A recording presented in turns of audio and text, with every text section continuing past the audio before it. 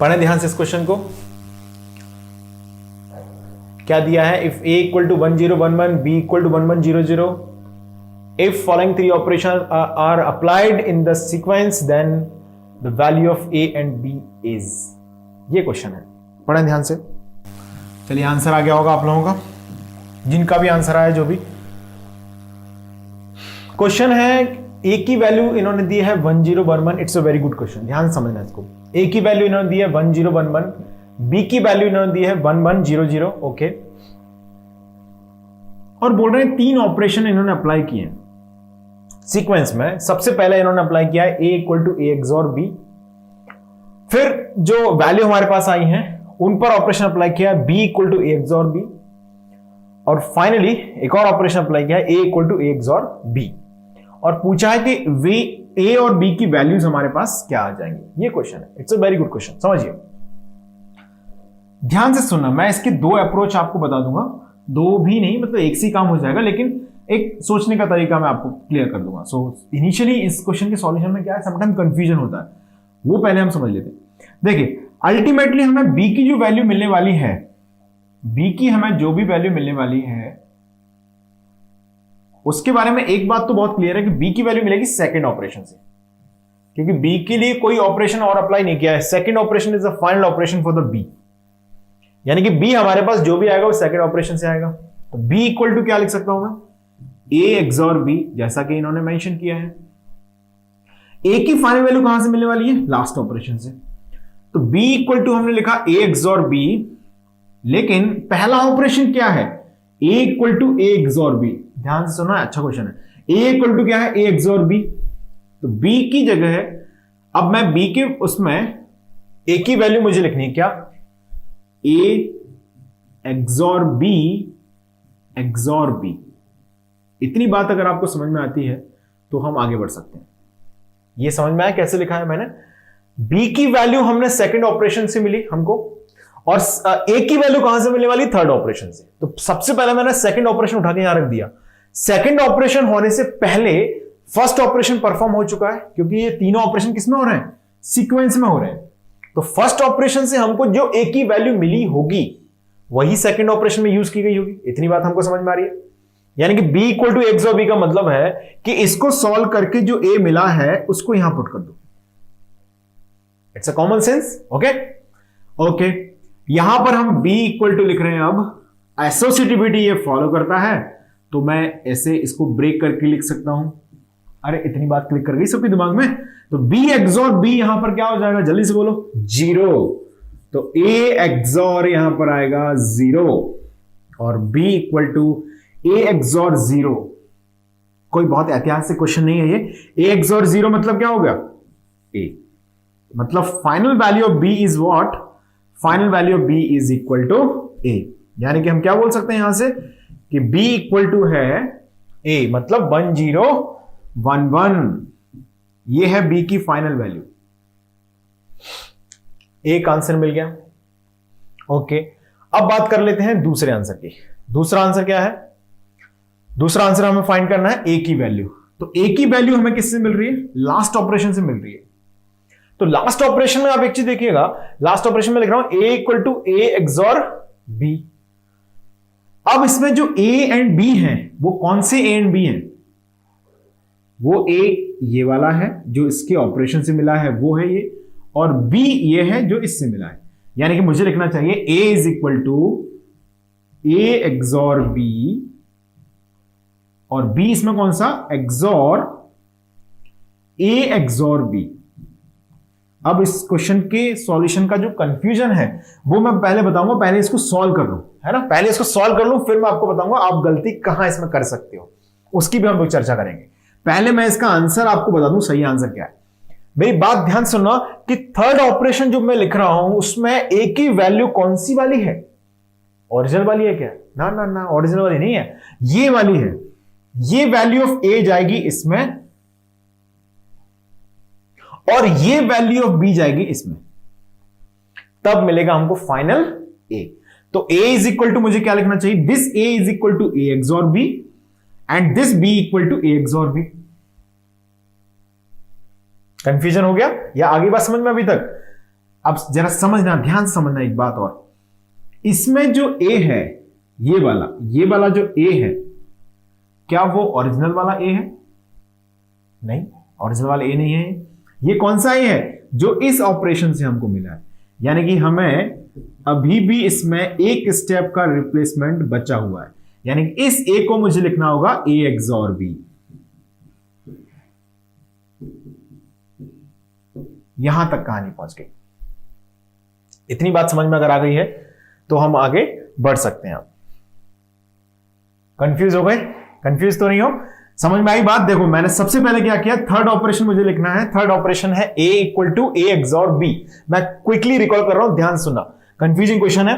देखिए ए की वैल्यू हमने यहां से उठा के ये रख दी ए एक्सॉर बी, और बी की वैल्यू यहां से उठा के रख दी ए एक्सॉर बी। लेकिन जो बी की वैल्यू मैं रख रहा हूं उसमें जो ए है वो ये है। ये ए इसके रिजल्ट से आया है। ये ए ओरिजिनल वाला नहीं है। ये ए कौन सा है? ये वाला है। तो मैंने इस ए को रिप्लेस कर दिया यहां पर। This a is equal to A XOR b. अब आप इसे सॉल्व करेंगे जब, तो एक्सॉर अब ए बी वही है जो ओरिजिनल वाले। अब इनकी वैल्यूज दी गई हैं, सीधे क्या करोगे, ऐसे कर दो ए एक्सॉर ए, क्योंकि ये एसोसिएटिविटी को फॉलो करता है तो हम इजीली इसको आंसर कर सकते हैं। कोई भी दो कंबाइन कर लें आप तो इसका आंसर आएगा 0। 0 XOR with B is 0। Okay, sorry 0 XOR with B is B, B XOR with 0 is B. यानी कि ए की वैल्यू आ जाएगी B. A is equal to आ जाएगा बी। क्लियर है? एक और अप्रोच बताता हूं ए की वैल्यू फाइंड करने की। ये अगर आपको कंफ्यूज कर रही है तो let's talk about another approach to find the value of A. ये मैंने बिल्कुल सही सॉल्व किया है ना। ये मत सोचना कि सर ने कुछ भी अप्रोच लगा के फाइनल आंसर निकाल दिया है। ये मेथड बिल्कुल सही है और ये आंसर भी सही है। ए इक्वल टू बी आ गया, मतलब ए की वैल्यू हमारे पास आई है, वो है जो बी था। बी क्या था? 1100। ठीक है, अब इसमें ए की वैल्यू कैलकुलेशन का मैं एक और अप्रोच आपको बताता हूं। देखिए ए इज इक्वल टू हम लिख रहे हैं a XOR b. Okay, b की फाइनल वैल्यू हमको क्या मिली है? बी की अल्टीमेट वैल्यू जो हमें मिली है वो क्या है? बी इक्वल टू ए मिला है। बी इक्वल टू हमको क्या मिला है? ए। यानी कि यहां पर मुझे क्या लिखना चाहिए? बी की वैल्यू लिख देनी चाहिए मैं यहां पर ए, जो ओरिजिनल ए है वो, और जो ए है उसकी वैल्यू हमको क्या मिली है बताओ जल्दी से? ए एक्सॉर बी मिली है। तो ए की वैल्यू यहां पर रख दो ए एक्सॉर बी। तो ए इक्वल टू आएगा A XOR A XOR B. Answer आ गया 0 एक्सॉर बी। तो आंसर आ गया ए इक्वल टू बी। मैंने ये लेंथी अप्रोच क्यों बताई आपको? To make your analysis clear. यानी कि आपको थोड़ा सा ना क्वेश्चन पे घूमना भी आना चाहिए कि किस तरह से क्वेश्चन को हम एक्चुअली प्रोसीड कर सकते हैं। What are the various possible ways. एक ये हो गया। गलती यहां पर क्या करते थे, मैं गलती की भी बात कर रहा था कि आप लोग ये गलती कर सकते हैं। गलती क्या कर देते हैं? गलती होती है ये, देखो पहले आपने क्या किया, यहां पर b की वैल्यू फाइंड की, b इक्वल टू मिल गया a, तो हम खुश हो गए, b इक्वल टू मिल गया a। b equal to a जैसे ही मिला तो वैसे ही हम क्या करते हैं, यहां पर आके a की वैल्यू फाइंड करने के लिए हम क्या करते हैं, a की जगह वही रखा हमने और b की जगह ले जाकर रख देते हैं a, और आंसर मिल जाता है 0, और एग्जाम में मिल जाता है 0.33 माइनस का। समझ पा रहे हो? होता क्या है, a एक्सॉर a जब आप लिख रहे हैं, ध्यान रखें, जब मैंने यहां पर b को रिप्लेस किया है a से, तो ये जो a है वो ओरिजिनल वाला a नहीं है। ये a तो ओरिजिनल वाला है, ओरिजिनल मतलब जो सबसे पहले वैल्यू थी वो है, लेकिन अब ये a वो नहीं है जो मैं बता रहा था। अब ये a है, a एक्सॉर b के बाद जो मिला है वो a है। यहां पर जो a लिखा है वो पहले ऑपरेशन के बाद जो रिजल्ट मिला है वो है a। क्लियर है सभी को? तो इसका आंसर आएगा, ये अप्रोच आपकी गलत हो सकती है। This is the right answer. a equal to B, यानी कि a की वैल्यू क्या आएगी 1100। आप क्या गलती कर सकते थे वो मैंने बता दिया है। क्लियर है ये क्वेश्चन? आई थिंक कि आप सबको ये क्वेश्चन समझ में आया होगा। कंफ्यूजन है तो मेरे जो मैंने डिस्कशन किया है उसको दोबारा से आप सुनिएगा इसी वीडियो को थोड़ा सा पहले जाके, तो आपको क्लियरली समझ में आएगा। मैं एक एक बात वहां पर कर रहा हूं लेकिन आपको एनालाइज इसे करना होगा अपने आप से। चलिए अब हम बात कर लेते हैं नेक्स्ट क्वेश्चन की। रीड करें इसको। Find the output y in the circuit shown in figure. Output y पूछा गया है इस गिवन सर्किट में। चलिए ट्राई करेंगे इसको। चलिए क्वेश्चन को पढ़िएगा। Find the output y in the circuit shown in figure. इस सर्किट के अंदर आउटपुट y आपसे पूछा गया है। स्क्रीन को रोकें और सब लोग ट्राई करें। चलिए सॉल्व करते हैं अब इसको। यहां पर हम x इनपुट दिया गया है यहां से, ओके, और ये भी x इनपुट है।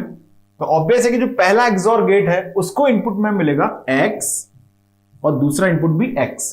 तो x XOR x का आंसर होता है हमेशा 0। ओके, अब यहां से x जा रहा है हमारा, this is x and here 0। So 0 XOR with x means what? This is x itself. यहां पर आ गया x और ये x जो कि ओरिजिनल इनपुट है वो यहां से आएगा। तो x XOR with x makes y equal to 0। तो y equal to 0 is the answer for this question। समझ में आया? x XOR x हुआ तो 0 मिला, 0 XOR x हुआ तो x मिला, और x XOR x हुआ तो फाइनल आंसर मिला y equal to 0। क्लियर? चलिए आगे बात करते हैं नेक्स्ट क्वेश्चन की। रीड करें इसको। Find the output y। Circuit दिया गया है, स्क्रीन को रोकें और ट्राई करें एक बार। चलिए सॉल्व करते हैं। फर्स्ट XOR, सेकंड, थर्ड और आगे लिया है 20th तक, यानी कि लाइन से इन्होंने 20 XOR गेट कनेक्ट कर दिए। ये क्वेश्चन गेट में आया हुआ है। लाइन से इन्होंने 20 XOR गेट को कनेक्ट कर दिया है। अब उसके बाद आपसे पूछा कि आउटपुट यहां पर क्या आएगा। तो हम देख लें शुरुआत के लेवल में क्या हो रहा है। आपने 1 और x को एक्सोरिंग कराया पहले स्टेप में। वेरी फर्स्ट XOR गेट क्या कर रहा है? 1 और x को एक्सोरिंग कर रहा है, यानी कि x XOR 1 अगर हम करते हैं तो आंसर आता है x बार। ओके, अब चाहे तो x की कोई वैल्यू, अगर आप कंफ्यूज हो रहे हैं इन ऑपरेशंस में तो x की कोई वैल्यू मान सकते हैं। मान लीजिए आपके मन में आया 0 मान लेते हैं। 0 माना तो 0 XOR विथ 1 मतलब क्या आएगा? 1 आएगा। ओके, अब हम यहां पर मान लेते हैं x की वैल्यू को 1, तो 1 XOR विथ 1 क्या आएगा? 1 XOR विथ 1 आएगा 0। यानी कि जब आप x को 0 मान रहे हैं तो आंसर आ रहा है 1, और x को जब हम 1 मान रहे हैं तो आंसर आ रहा है 0। यानी कि यहां पर क्या आ रहा है? अल्टीमेटली x का कॉम्प्लीमेंट आ रहा है। क्लियर है सभी को? तो x को हमने यहां से भेजा x bar XOR with x, यानी कि x XOR विथ x बार। अब इसके अंदर आप x की जो वैल्यू मानना चाहे मान सकते हैं। 0 मानी मैंने तो ये कॉम्प्लीमेंट 1 हो जाएगा, तो आंसर आएगा 1। आपने 1 मान लिया तो कॉम्प्लीमेंट 0 हो जाएगा, तो 1 XOR 0 इज ऑल्सो 1, यानी आंसर इज ऑलवेज 1। यानी कि इसका आंसर यहां पर आएगा हमेशा लॉजिक 1। अब ये x यहां से आ रहा है, ये 1 यहां पर है। 1 और x की एक्सोरिंग करेंगे तो आंसर क्या मिलेगा? 1 XOR with x bar, sorry 1 XOR with x means मिलेगा x बार। हमने फर्स्ट, सेकंड एंड थर्ड को नोटिस किया। तो फर्स्ट में हमने जो अप्लाई किया उससे फर्स्ट का आउटपुट मिला x बार, सेकंड में हमको मिल रहा है आउटपुट 1, थर्ड में मिला x बार। अब ऑब्वियसली यहां से आगे क्या जाएंगे? फोर्थ पे। अगर फोर्थ पे आप जाएंगे, समझना मैं लिख नहीं रहा, यहां से x गया ऐसे, यहां से x बार गया, तो फोर्थ का अगर हमने लिखा होता यहां पर, तो फोर्थ का आउटपुट हमको मिलता लॉजिक 1,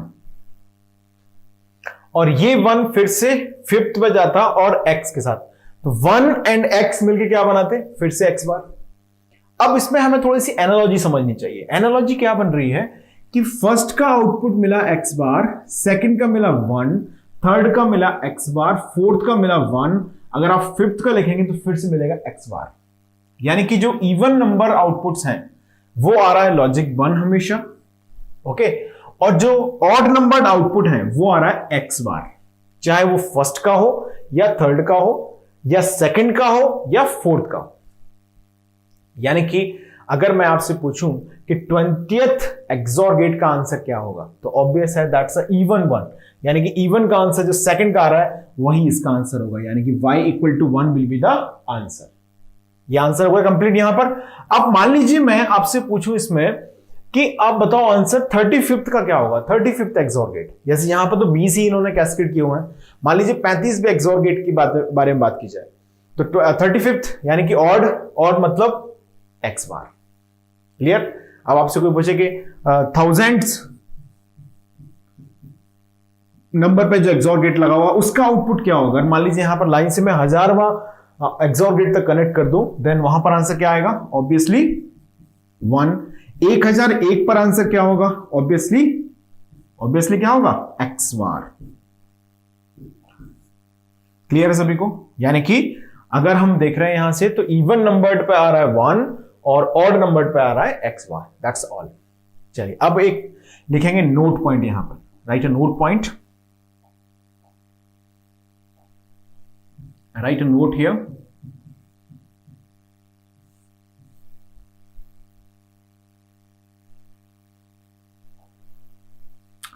जैसे जब भी हमें 3 इनपुट XOR गेट को रिप्रेजेंट करना हो, जैसे मान लीजिए मैंने एक 3 इनपुट XOR गेट के लिए ट्रुथ टेबल लिखता हूं यहां पर, देखिए 3 वेरिएबल्स हमने लिए A, B, C, और यहां पर हम 3 इनपुट के लिख रहे हैं तो यहां पर आएगा A XOR B XOR C।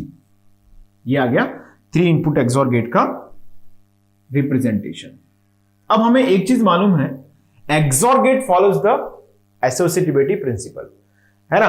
तो एसोसिएटिविटी को ये फॉलो करता है, मतलब हमें ये पता है यहां से कि जब भी आपको A XOR B XOR C की वैल्यू फाइंड करना हो तो हम चाहें तो ऐसे कर सकते हैं, A XOR B XOR C, क्योंकि हमने पढ़ा भी ट्रुथ टेबल किसके लिए है, 2 इनपुट XOR गेट के लिए। 0 0 पर 0, 0 1 पर 1, 1 0 पर 1, 1 1 पर 0, यानी कि A is equal to B means 0, A is not equal to B means 1।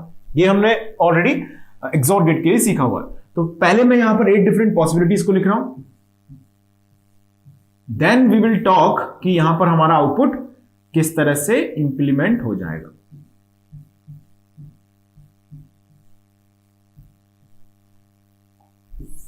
ये हो गई 8 डिफरेंट पॉसिबिलिटीज की बात। चलिए अब मैं क्या कर रहा हूं, यहां पे A एंड B का एक्सॉरिंग करूंगा, जो आंसर आएगा उसका एक्सॉरिंग C के साथ करूंगा, तो आंसर मिलता जाएगा A XOR B XOR C का, क्योंकि ये एसोसिएटिविटी को क्या करता है, फॉलो करता है। It follows the associativity, so obvious है कि ये answer A XOR B XOR C के ही बराबर होगा। 0, अब मेरी बात ध्यान सुनते रहना, 0 XOR विथ 0, ये क्या देगा, 0 0 आया, उस 0 को XOR कराया 0 के साथ तो आंसर आया 0। ओके, अब देखिए यहां पर हमने नेक्स्ट लिखा 0 XOR विथ 0, तो इसका आंसर आएगा कितना, 0, और ये 0 XOR विथ 1 मतलब आएगा 1। क्लियर है इतना, आगे चलते हैं। 0 XOR विथ 1, 0 XOR विथ 1 मतलब 1 1, और 1 XOR with this 0 means 1। Next आगे बढ़ते हैं। 0 XOR with 1 is 1, 1 XOR with 1 मतलब 0। ओके, चलिए आगे बढ़ते हैं। 1 XOR with 0 means 1, this 1 XOR with 0 means 1 XOR with 0 means 1। Clear है इतना, आगे बढ़ते हैं।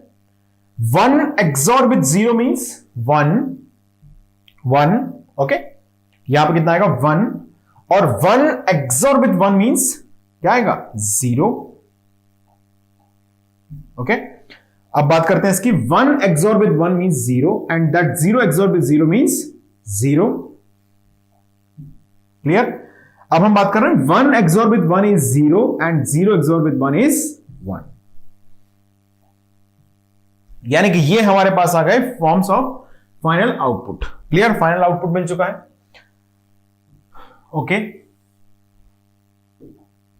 अब हमें देखना है यहां से कि जो आउटपुट है उसको एसओपी या पीयूएस फॉर्म में लिख लेते हैं। तो कोई एक फॉर्मेट हम अभी सेलेक्ट कर लेते हैं लिखने के लिए, फिर बाद में उसको दूसरे फॉर्म में भी लिख लेंगे। तो मैं पहले एसओपी लिख देता हूं। 1 1 को मैंने पिकअप कर लिया यहां से, एसओपी लिखना है हमको। So right, just right the SOP. y equal to आएगा यहां पर, y इक्वल टू आएगा यहां से क्या क्या वैल्यूज है देखो, a bar b bar c, a bar b bar c plus दूसरा क्या है, a bar b c bar. SOP लिख रहे हैं, क्या क्या लॉजिक उठाएंगे, सिर्फ लॉजिक 1 1 0 0 यानी कि a plus a b bar c bar plus a b c, a b c। ये आ गया कैनोनिकल फॉर्म। अब मैं इसे लिख रहा हूं इन द स्टैंडर्ड फॉर्म। अब स्टैंडर्ड फॉर्म में लिखने के लिए आप सभी को पता होगा क्या करेंगे, 0 0 1 0 1 0 1 0 0 1 1 1। तो y इक्वल टू आ जाएगा sigma small m 1 2 4 7, sigma small m 1 2 4 7। ये फॉर्मेट बहुत इंपॉर्टेंट है। ये फॉर्मेट क्या है, बहुत ज्यादा इंपॉर्टेंट है, ये आपको याद ही होना चाहिए। समझ रहे हो, ये हमें क्या करना है, याद ही करना है। सिग्मा m 1 2 4 7, ये मैं आपसे बार बार पूछते रहूंगा, क्योंकि ये जब हम फुल एडर पढ़ रहे होंगे तब काम आएगा, फुल सबट्रैक्टर पढ़ रहे होंगे तब काम आएगा। यानी कि जितनी बार भी हम अरिथमेटिक सर्किट की बात करेंगे तो ये सिग्मा m 1 2 4 7 बहुत यूजफुल रिजल्ट है। ओके, चाहे वो आप अरिथमेटिक सर्किट में सीरियल एडर, पैरेलल एडर पढ़ रहे हो, या आप फुल एडर, फुल सबट्रैक्टर पढ़ रहे हो, या आप इवन कॉम्बिनेशनल सर्किट में अदर सर्किट्स हो गए, डिकोडर, मक्स पढ़ रहे होंगे, तो इसमें भी बार बार ये यूज होगा। तो एट दैट टाइम मैं वहां पर सीधे बोलूंगा कि 3 इनपुट एक्सॉर, मतलब आपके दिमाग में आ गया सिग्मा m 1 2 4 7। इवन तो इसका एक और फॉर्मेट है ही पीयूएस वाला, कैसे लिखते हैं, पाई कैपिटल M क्या क्या बच गया, 0 3 5 6। वो इतना ज्यादा फ्रिक्वेंटली यूज नहीं है, लेकिन ये 1 2 4 7 बहुत यूज होता है, सिग्मा m 1 2 4 7। तो इसे आप याद रख लीजिएगा। इवन तो ये भी सही है, ये भी इसका फॉर्म ही है ना, 3 इनपुट एक्सॉर गेट का। अब 3 इनपुट एक्सॉर गेट के बारे में कुछ फैक्ट्स की बात करते हैं, कुछ तथ्यों की बात करते हैं, इसकी तारीफ में और कुछ बातें कर लेते हैं। क्या क्या है इसकी तारीफ है, देखिए, लेट्स सी। फर्स्ट पॉइंट इसमें लिखेंगे, फर्स्ट पॉइंट, इसकी ट्रुथ टेबल से हमने कुछ सीखा है। देखिए, इसके ट्रुथ टेबल में आपने देखा, इसमें लॉजिक 1 कब कब आ रहा है, इसमें 1 1 है तो लॉजिक 1 आ गया, इसमें 1 1 है तो 1 आ गया, इसमें 2 बार 1 आया है तो लॉजिक 0 आ गया, इसमें 1 बार 1 है तो 1 आया है, 2 बार 1 है तो 0 आया है, 2 बार 1 है तो 0 आया, 3 बार 1 है तो 0 आया। यानी कि ट्रुथ टेबल से हमने क्या समझा कि जो एक्सॉर गेट है, इसके 3 इनपुट एक्सॉर गेट बेसिकली, इसके अंदर आउटपुट लॉजिक 1 तभी आता है जब इनपुट पर इवन नंबर ऑफ वंस हो। इनपुट पे कितने हो, ए बी सी, 3 इनपुट में से आउटपुट लॉजिक 1 कब आता है, sorry I was making mistake, sorry, देखिए सुनिए क्या स्टेटमेंट, क्योंकि हम जब भी 3 इनपुट एक्सॉर गेट की बात करते हैं तो 3 इनपुट ए बी सी में से आउटपुट पर लॉजिक 1 कब आता है, जब नंबर ऑफ वंस क्या हो, ऑड हो।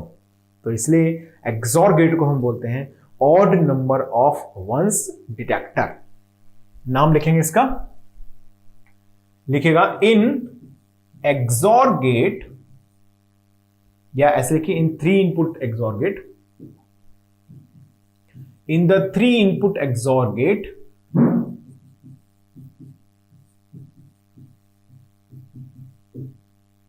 output is logic 1 only if number of ones at input is odd. Number of ones at input is 1. Hence, XOR gate is also called, इसे क्या बोलते हैं, is also called odd number of ones detector, या कई बार इसे बोल देते हैं ऑड फंक्शन। क्या बोलते हैं इसको? Odd function. तो ये हो गया फर्स्ट पॉइंट जो आपको याद रखना है, यानी कि इसके अंदर आउटपुट तभी लॉजिक 1 आ रहा है जब इनपुट के अंदर नंबर ऑफ वंस कितने हैं? ऑड हैं। क्लियर? तो इसे हम बोलते हैं odd number of ones detector, या हम इसे बोलते हैं ऑड फंक्शन। चलिए इसकी तारीफ में कुछ और पॉइंट्स की बात कर लेते हैं। सेकंड पॉइंट लिखेंगे, let's go for the second point. Second point क्या कहता है? एक बार फिर से ट्रुथ टेबल को थोड़ा सा गौर से समझते हैं। देखिए, गौर से देखिए ट्रुथ टेबल में क्या एक और ऑब्जर्वेशन मिला। इसके अंदर हमने देखा कि जो नंबर ऑफ मिनटर्म्स हैं 4 हैं, नंबर ऑफ मैक्सटर्म्स कितने हैं? 4 हैं। यानी कि in XOR gate number of maxterm equal to number of minterm. ये मैं क्यों बता रहा हूं इसका भी इंपॉर्टेंस आपको बताऊंगा। लिखिएगा, in XOR gate number of maxterm, maxterm मतलब लॉजिक 0 के जो टर्म्स हैं, यानी कि जिनका पीओएस लिखते हैं, equal to number of minterm. इस पर एक बार गेट में बहुत अच्छा क्वेश्चन आया, number of maxterm and number of minterm पे।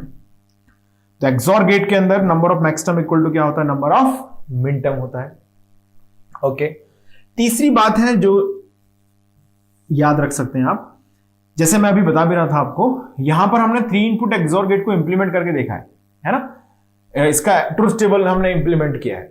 तो जब भी हम प्रैक्टिकल सेंस की बात करते हैं, यानी कि जब भी आपको सर्किट इंप्लीमेंटेशन की बात करनी हो, तो हम जैसे 3 इनपुट एक्सॉर गेट आपको बनाना है, तो 3 इनपुट एक्सॉर गेट के लिए हम जो 3 टर्मिनल वाला एक्सॉर गेट है वो यूज नहीं करते, हम वहां पर 2 इनपुट एक्सॉर गेट का यूज करते हैं, क्योंकि 3 इनपुट एक्सॉर गेट के अंदर we have required more number of transistors. यानी कि जब भी हमको A XOR B XOR C perform करना हो, तो हम ऐसे नहीं करते कि एक ही सर्किट लिया उसी पर इंप्लीमेंट किया उसको। हम क्या करते हैं? 2 एक्सॉर गेट की हेल्प से उसे बनाते हैं। पहले ए एक्सॉर बी करते हैं और जो रिजल्ट आ गया उसको एक्सॉर सी करते हैं। क्लियर है?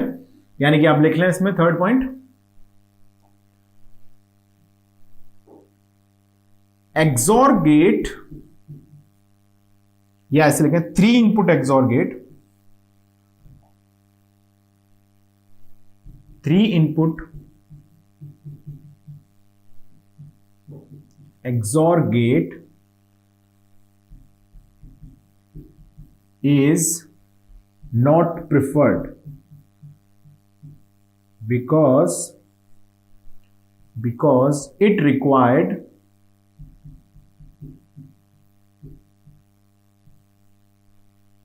more transistors.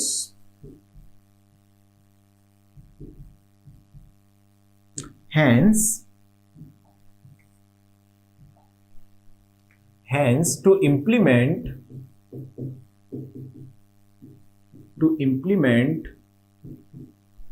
3 variables A, B and C, to implement 3 variables A, B and C, we use two inputs, two input XOR gate। जैसे बनाते हैं ना इस तरह से, इस तरह से ये 2 इनपुट हो गए ए, बी और ये सी, और यहां पर आ गया वाई। क्लियर? तो यहां पर आपने लिखा ए एक्सॉर बी, यानी कि हम 3 इनपुट एक्सॉर गेट से इंप्लीमेंटेशन जनरली नहीं करते, इस तरह से इसे इंप्लीमेंट किया जाता है। क्लियर है यहां पर बात इतनी? ओके, चलिए अब आगे बढ़ते हैं, नेक्स्ट हेडिंग करेंगे